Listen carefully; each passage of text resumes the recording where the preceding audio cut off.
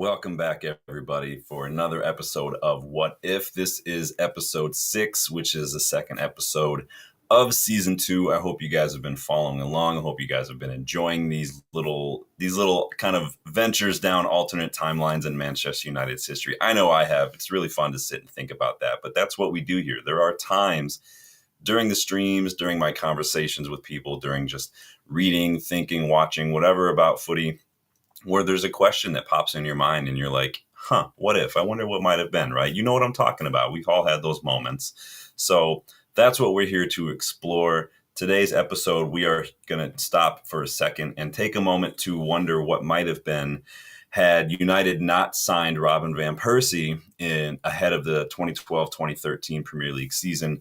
What might have been had United done a bit more work to convince Borussia Dortmund to sell us one of Sir Alex Ferguson's top targets that summer, really his top striker target that summer. What if instead of Robin van Persie, Man United signed Robert Lewandowski ahead of Sir Alex's final season in the dugout at Old Trafford? Like the video, you guys. Subscribe if you are new. Check the memberships to learn how you can get involved in the What If episodes.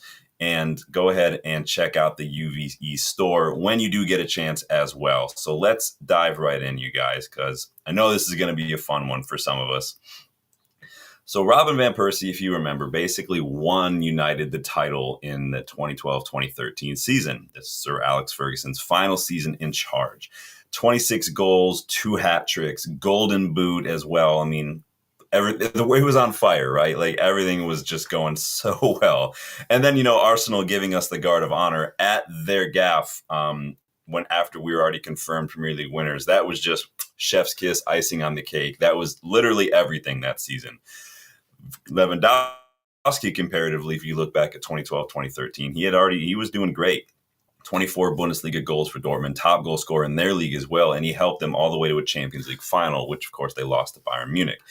The year before, though, the year we were looking at Lewandowski, 2011-2012, he scored 30 goals for Dortmund, and it really could have been United instead of who really benefited from his goal output, from his rising star at the time. And like we explored in another video, it could have been Juventus and not us who ended up with RVP had we got Lewandowski, who was Ferguson's first choice. Remember, RVP had a done deal in principle to join Juventus that summer before ended up going to United. Sitting down with Rio Ferdinand on his podcast a few months ago, Lewandowski actually revealed he'd actually agreed to join Manchester United way back when. Like the deal was already in place back in 2012. And he said this to Rio. He said, I remember one conversation with Alex Ferguson. I decided to join Manchester United in 2012. He said, I remember the conversation that was before preseason. We were playing some games. I knew that Ferguson was going to call me.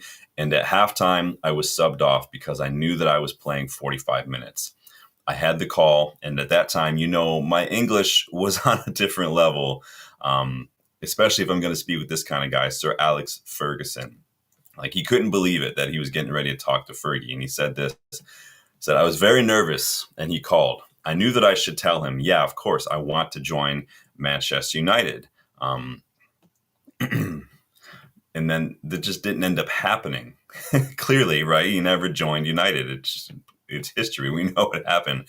And Rio asked him, what happened? And Lewandowski explained that Borussia Dortmund were just not willing to let him go. They were adamant that he stay. Lewandowski said, I remember also the conversation with the president of Dortmund. He said to me, they need him. They're not going to sign me to Manchester United because I'm so important to them. It's not the perfect time.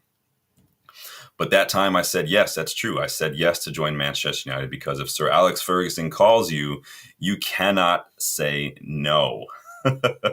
I mean, and he's not wrong, right? If Ferguson calls you personally, you can't just say no, or you can't ghost him. Like that's not going to happen ever. So he said at that time I was playing for Dortmund. I was happy, but Manchester United were like the prime of Manchester United. Remember, we were pretty dominant back then. It's hard to remember that. You have to be of a certain vintage to remember when we were in our pomp because it's not been going well since, but we were pretty much the dominant force. That was at the start of Man City's sort of build and their sort of just groundbreaking progress right now. Chelsea were still popping up here and there back then, but it was really just us.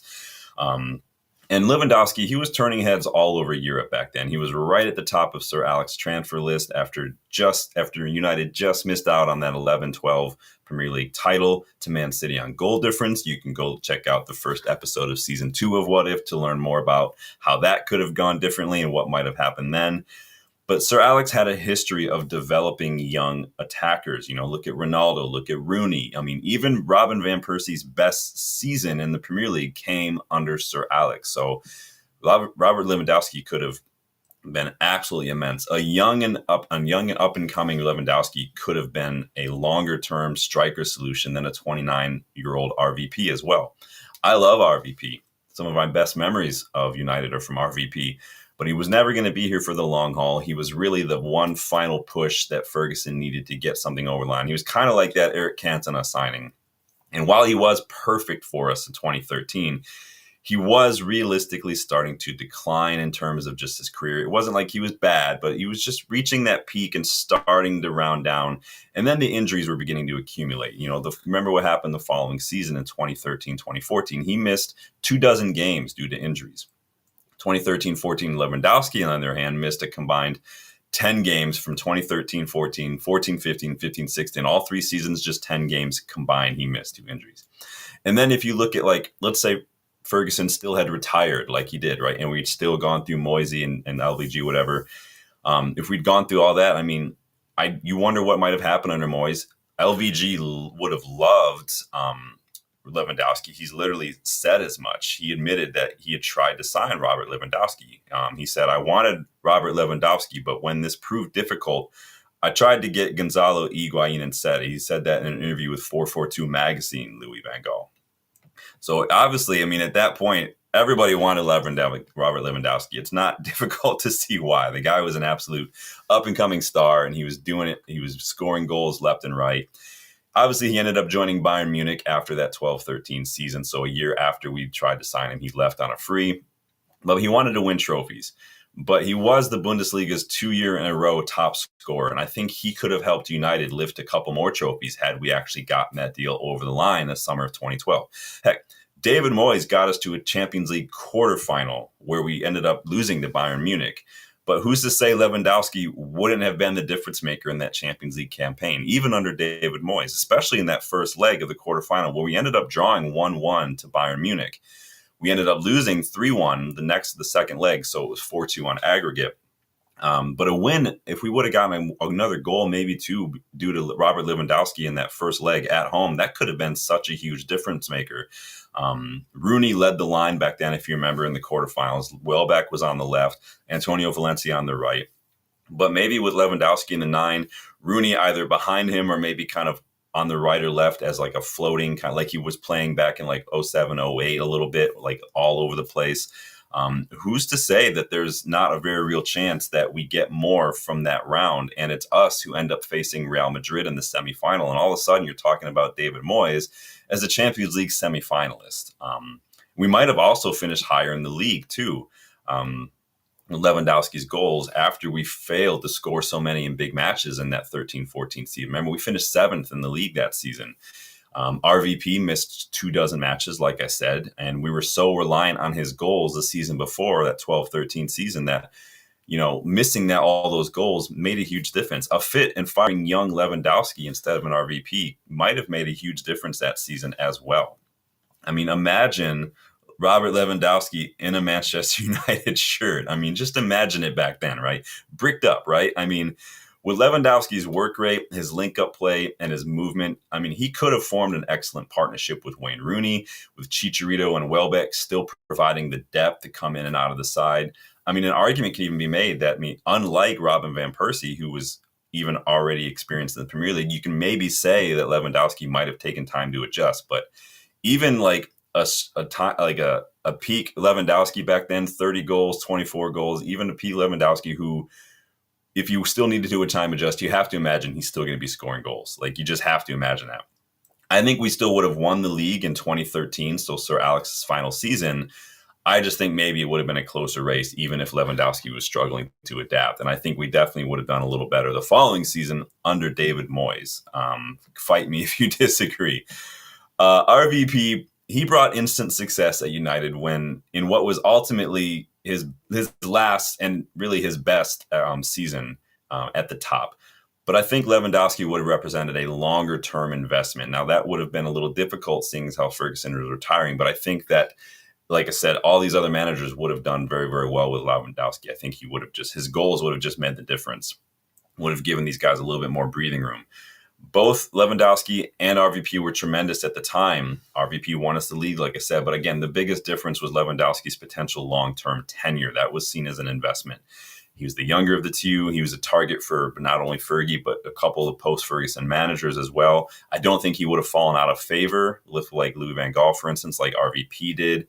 Or he wouldn't have been a short-term fix either, like some of the other strikers we've signed over the years, like the Ogalos, the Falcaos, the Ibrahimovic. You wouldn't have had to worry about all that stuff. We would have had Lewandowski for like 10 years. Stability is what I'm getting at, and stability is what Lewandowski would have represented at that time.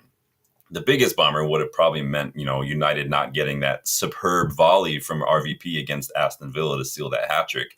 You remember that goal, that long-range pass from Rooney? That was the thing of beauty. So we would have missed out on that, but who's to say Robert Lewandowski wouldn't have scored some bangers as well? The guy is just one of the top strikers in the world in the last decade. Still doing it, too.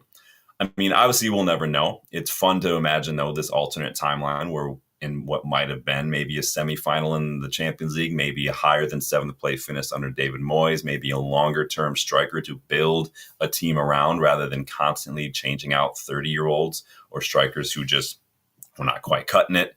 We'll never know. But, while it's a bummer to think about maybe how close we came to Lewandowski and we just missed out, it's like I said, it's still fun to imagine what might have been. So that's what I think what might have been had we signed Sir Alex Ferguson's top choice in the summer of 2012 ahead of his final season, Robert Lewandowski, instead of, an aging but still a very great Robin van Persie. Let me know what your thoughts were. What do you think might have happened? Do you think that, Lewandowski would have made the difference in a couple of those seasons? How long do you think he would have been here had we signed him? Would he have been here for 10 years? Would he have loved United, or would he maybe have still wanted to go someplace else? Who knows? Maybe the success he brought, the goals he brought would have maybe kept him here for a while. Maybe we could have attracted more signings. Who knows? But it is fun to take a walk down an alternate timeline, right? So until the next episode, you guys, let me know your thoughts in the comments. Like the video, subscribe to the channel if you are new. And like I said, if you are interested in maybe contributing to the content of the What If you've got your own what ifs, check out the memberships. They will detail how you can get involved, not only in the what ifs, but the creative content that we do on this channel. I like to get you guys involved. And I think because it does take time for me to prep these things, the memberships, I think, are the best way to do that. So if you did like what you see, don't want to commit to membership, no problem, but you still want to contribute, feel free to leave a super tip, super thanks, whatever you want to do.